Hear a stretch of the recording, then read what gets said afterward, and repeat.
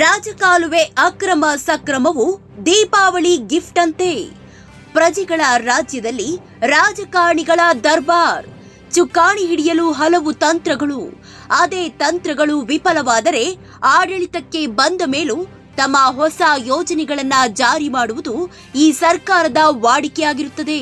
ಇನ್ನು ಈ ಸರ್ಕಾರ ಅವಧಿ ಮುಗಿಯುವ ಮುನ್ನ ಜೈಲಿನಲ್ಲಿರುವ ಕೈದಿಗಳ ಅಪರಾಧವಿದ್ರೂ ಅಕ್ರಮ ಸಕ್ರಮ ಯೋಜನೆ ತಂದರೂ ಯಾರೂ ಆಶ್ಚರ್ಯ ಪಡುವಂತಿಲ್ಲ. ಕಾರಣ ನಮ್ಮ ದೇಶದ 1908ರಿಂದ 1946ರವರೆಗೂ ಬ್ರಿಟಿಷರು ರೂಪಿಸಿದ ಕಾಯ್ದೆ ನಿಯಮಗಳನ್ನ ಮುಂದುವರೆಸುತ್ತಿದ್ದು ಸರಿಯಷ್ಟೇ. ಆದರೆ ನಮ್ಮ ರಾಜ್ಯಕಾರಣಿಗಳು ಮುನ್ಸಿಪಲ್ ಕಾಯ್ದೆಯಲ್ಲಿ ಇರುವಂತಹ ಕಾನೂನುಗಳನ್ನ ಅಳಿಸಿ ಹಾಕಿ ಅಕ್ರಮವಾಗಿ ಹಾಗೂ ಕಾನೂನು ಬಾಹಿರವಾಗಿ ಉಲ್ಲಂಘನೆ ಆಗಿರುವ ನಿವೇಶನಗಳು ಮತ್ತು ಕಟ್ಟಡಗಳನ್ನ ಅಕ್ರಮ ಸಕ್ರಮ ಯೋಜನೆಯಡಿಯಲ್ಲಿ ಮಾನ್ಯ ಡಿಸಿಎಂ ರವರು ಘೋಷಣೆ ಮಾಡಿ 6ನೇ ಗ್ಯಾರಂಟಿ ದೀಪಾವಳಿ ಉಡುಗೊರೆ ಎಂದು ಮಾಧ್ಯಮದ ಮುಂದೆ ಹೇಳಿಕೆ ನೀಡಿರುತ್ತಾರೆ. ಆದರೆ ದೀಪಾವಳಿ ಮುಗಿಯುವ ಮುನ್ನವೇ ಈಗ ಬೆಂಗಳೂರಿನ ರಾಜಕಾಲುವೆಗಳನ್ನ ಸಕ್ರಮ ಮಾಡುವುದಾಗಿ ಘೋಷಿಸಿರುತ್ತಾರೆ. ಬನ್ನಿ ಹಾಗಾದ್ರೆ ಆ ವರದಿ ಏನೆಂದು ನೋಡೋಣ. ಭೂಗಳ್ಳರಿಗೆ ಸಿದ್ದು ಸರ್ಕಾರ ಹೊಸ ಯೋಜನೆ ಜಾರಿ ಮಾಡಿದೆಯೇ? ಮಳೆ ಬಂತೆಂದ್ರೆ ಸಾಕು, ರಸ್ತೆಯೆಲ್ಲ ಕೆರೆಯಾಗಿ ಬಿಡುತ್ತೆ. ಮನೆಗಳಿಗೆ ನೀರು ನುಗ್ಗಿ ಅವಾಂತರ ಸೃಷ್ಟಿಸಿ ಬಿಡುತ್ತೆ. ಇದಕ್ಕೆ ಕಾರಣ ಏನಪ್ಪಾ ಅಂದ್ರೆ ರಾಜಕಾಲುವೆಗಳ ಒತ್ತುವರಿ. ನಗರದಲ್ಲಿ ಸುಮಾರು 859.90 ಕಿಲೋಮೀಟರ್ ಉದ್ದದ ರಾಜಕಾಲುವೆ ಜಾಲವಿದೆಯಾದರೂ ಮಳೆ ನೀರು ಸರಾಗವಾಗಿ ಹರಿದು ಕೆರೆ ಕಟ್ಟೆಗಳನ್ನ ಸೇರಲು ಸಾಧ್ಯವಾಗ್ತಿಲ್ಲ. ಈ ರಾಜಕಾಲುವೆಗಳು ಅಷ್ಟ ದಿಕ್ಕುಗಳಲ್ಲೂ ಒತ್ತುವರಿಯಾಗಿದ್ದು ಚರಂಡಿ ರೂಪ ತಾಳಿವೆ. ಇನ್ನು ಕೆಲವು ಕಡೆ ಭೂಗಳ್ಳರು ಕಾಲುವೆಗಳ ಮೂಲ ಪಥದ ದಿಕ್ಕನ್ನೇ ತಪ್ಪಿಸಿದ್ದಾರೆ. ಹೀಗಾಗಿ ಭಾರೀ ಮಳೆಯಾದರೆ ನೀರು ಎಲ್ಲೆಂದರಲ್ಲಿ ಹರಿದು ಅನಾಹುತ ಸೃಷ್ಟಿಯಾಗ್ತಿದೆ. ರಾಜಕಾಲುವೆಗಳ ಒತ್ತುವರಿ ತೆರವುಗೊಳಿಸಿ ಮಳೆ ನೀರು ಸರಾಗವಾಗಿ ಹರಿದು ಹೋಗುವಂತೆ ಮಾಡಬೇಕಾಗಿರುವುದು ಬಿಬಿಎಂಪಿಯ ಜವಾಬ್ದಾರಿ. ಆದರೆ ಅಧಿಕಾರಿಗಳು ಒತ್ತುವರಿ ಮಾಡಿಕೊಂಡಿರುವ ರಾಜಕಾರಣಿಗಳು ಹಾಗೂ ಬಲಾಢ್ಯರ ಒತ್ತಡಕ್ಕೆ ಮಣಿದು ತೆರವು ಕಾರ್ಯಾಚರಣೆಯನ್ನ ಕೈಬಿಟ್ಟಿದ್ದಾರೆ. ಭಾರೀ ಮಳೆಯಿಂದ ಪ್ರವಾಹ ಉಂಟಾದಾಗ ಒತ್ತುವರಿ ತೆರವುಗೊಳಿಸುವ ನಾಟಕ ಆರಂಭಿಸಿ ತಡೆಯಾಜ್ಞೆ, ದಾಖಲೆ ಇತ್ಯಾದಿ ಹೆಸರಿನಲ್ಲಿ ಕೈಬಿಡುತ್ತಾರೆ. ಅಲ್ಲಿಗೆ ಮಳೆಗಾಲವು ಮುಗಿಯುತ್ತದೆ. 1682 ಒತ್ತುವರಿ ತೆರವು ಬಾಕಿ. ಪಾಲಿಕೆ ವ್ಯಾಪ್ತಿಯಲ್ಲಿ ಅಂದಾಜು 4316 ಒತ್ತುವರಿ ಪ್ರಕರಣಗಳನ್ನು ಗುರುತಿಸಲಾಗಿದ್ದು, ಈ ಪೈಕಿ 2634 ಒತ್ತುವರಿಗಳನ್ನು ತೆರವುಗೊಳಿಸಲಾಗಿದೆ. ತೆರವುಗೊಂಡಿರುವ ಒತ್ತುವರಿ ವಿಸ್ತೀರ್ಣ 293.12 ಎಕರೆ. ಇನ್ನು 1682 ಒತ್ತುವರಿ ಪ್ರಕರಣಗಳ ತೆರವು ಬಾಕಿ ಇದ್ದು 196 ಪ್ರಕರಣಗಳಿಗೆ ಸಂಬಂಧಿಸಿದಂತೆ ನ್ಯಾಯಾಲಯದಲ್ಲಿ ಪ್ರಕರಣಗಳು ದಾಖಲಾಗಿವೆ. 2016ರಲ್ಲಿ ಭಾರೀ ಮಳೆ ಸುರಿದು ಅವಾಂತರ ಸೃಷ್ಟಿಯಾದಾಗ ಪಾಲಿಕೆ ಒತ್ತುವರಿ ತೆರವಿಗೆ ಸಜ್ಜಾಯಿತು. ರಾಜಕಾಲುವೆ ಒತ್ತುವರಿ ಮಾಡಿಕೊಂಡಿದ್ದ ಕಟ್ಟಡಗಳು ನೆಲಸಮಗೊಂಡವು. ಪ್ರಭಾವಿಗಳ ಗಗನಚುಂಬಿ ಕಟ್ಟಡಗಳು ಕಣ್ಣಿಗೆ ಕಾಣಿಸುತ್ತಿದ್ದಂತೆ ಪಾಲಿಕೆ ಅಧಿಕಾರಿಗಳು ನಾಪತ್ತೆಯಾದರು. ಅಲ್ಲಿಂದ ಇಲ್ಲಿಯವರೆಗೆ ತೆರವು ಮರೀಚಿಕೆಯಾಗಿದೆ.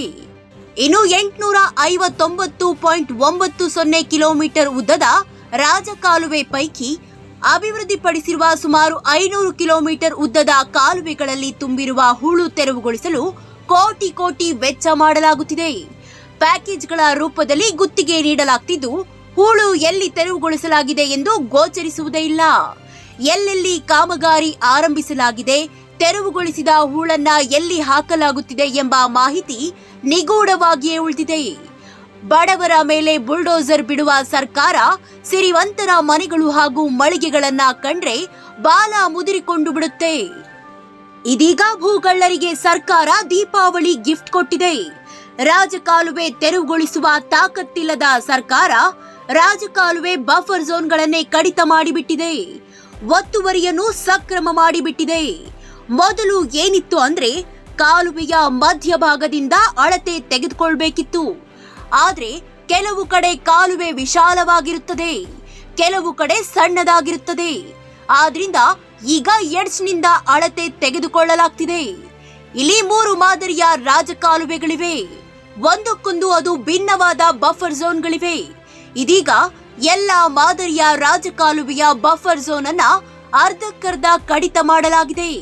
ಪ್ರಾಥಮಿಕ ರಾಜಕಾಲುವೆ 30 ಮೀಟರ್ ಬದಲು 15 ಮೀಟರ್ ಹಾಗೂ ದ್ವಿತೀಯ ಹಂತದ ರಾಜಕಾಲುವೆ 15 ಮೀಟರ್ನಿಂದ 10 ಮೀಟರ್ ಮತ್ತು ತೃತೀಯ ಹಂತದ ರಾಜಕಾಲುವೆ 10 ಮೀಟರ್ನಿಂದ 5 ಮೀಟರ್ಗೆ ಇಳಿಕೆ ಮಾಡಿ ರಾಜಕಾಲುವೆಯನ್ನ ಸರ್ಕಾರ 15 ಅಡಿಗೆ ಇಳಿಕೆ ಮಾಡಿದೆ.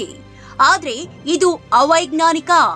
ಮೀಟರ್ ಗಟ್ಟಲೆ ಕಾಲುವೆ ಇದ್ರೂ ನೀರು ಹೊರಕ್ಕೆ ಹರಿಯುತ್ತದೆ. ಈಗ ಕೇವಲ 15 ಅಡಿ ಎಂದರೆ ನೀರು ಎಲ್ಲಿ ಹೋಗಬೇಕು? ಹಲವು ದೊಡ್ಡ ಕಂಪನಿಗಳು ರಾಜಕಾಲುವೆಯನ್ನ ಒತ್ತುವರಿ ಮಾಡಿಕೊಂಡಿವೆ. ಈಗ ಸರ್ಕಾರ ಹಣವಂತರ ಪರ ನಿಂತಿದೆ. ಇನ್ಮುಂದೆ ಬಫರ್ ಝೋನ್ ವ್ಯಾಪ್ತಿ ಇಳಿಕೆಯಾಗಿ ಇರೋದ್ರಿಂದ ಕಡಿತ ಆಗಿರುವ ಝೋನ್ನಲ್ಲಿರುವ ಕಟ್ಟಡಗಳು ಇನ್ಮುಂದೆ ಸಕ್ರಮ. ಭೂಗಳ್ಳರಿಗೆ ನಿಜಕ್ಕೂ ಹಬ್ಬ. ಕಳ್ಳರ ಸಂತೆಯಾಗಿರುವ ಸರ್ಕಾರಕ್ಕೆ ಬಡವರ ನೆನಪು ಹೇಗೆ ಆಗುತ್ತೆ? ಕಳ್ಳರು ಯಾವತ್ತಿದ್ರೂ ಒಂದೇ ಅಲ್ವಾ?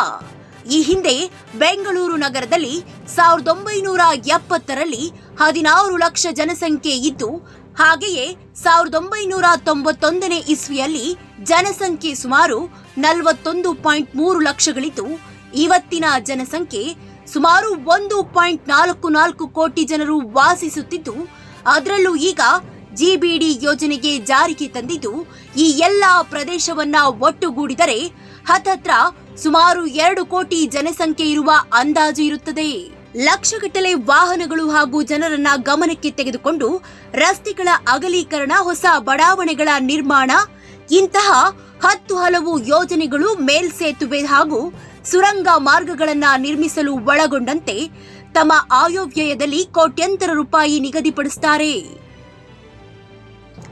ಇಷ್ಟೆಲ್ಲ ಮಾಡುವ ಈ ಸರ್ಕಾರಗಳು ಸುಮಾರು 10 ದಶಕ ಮೇಲ್ಪಟ್ಟಿರುವ ಈ ರಾಜಕಾಲುವೆಗಳನ್ನ ಜನಸಂಖ್ಯೆಗೆ ಅನುಗುಣವಾಗಿ ಅಗಲೀಕರಣ ಮಾಡುವುದನ್ನ ಬಿಟ್ಟು ಯಾರದೋ ಲಾಭಕ್ಕೆ ರಾಜಕಾಲುವೆಯನ್ನ ಬಹುತೇಕ ಮುಚ್ಚಲು ಹೊರಟಿರುವ ಈ ಸರ್ಕಾರಕ್ಕೆ ಮಾನ ಮರ್ಯಾದೆ ಇದೆಯೇ?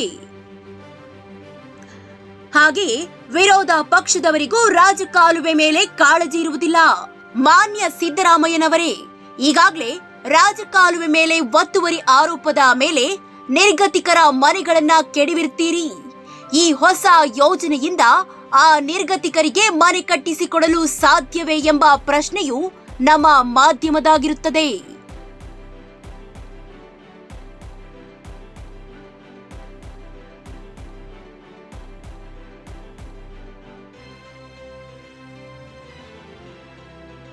ಪ್ರಿಯ ವೀಕ್ಷಕರೇ, ಈ ಸುದ್ದಿ ಇಷ್ಟವಾದಲ್ಲಿ ಸಬ್ಸ್ಕ್ರೈಬ್ ಆಗದವರು ಸಬ್ಸ್ಕ್ರೈಬ್ ಆಗಿ, ಶೇರ್ ಮಾಡಿ, ಲೈಕ್ ಮಾಡಿ, ಪ್ರೋತ್ಸಾಹಿಸಿ.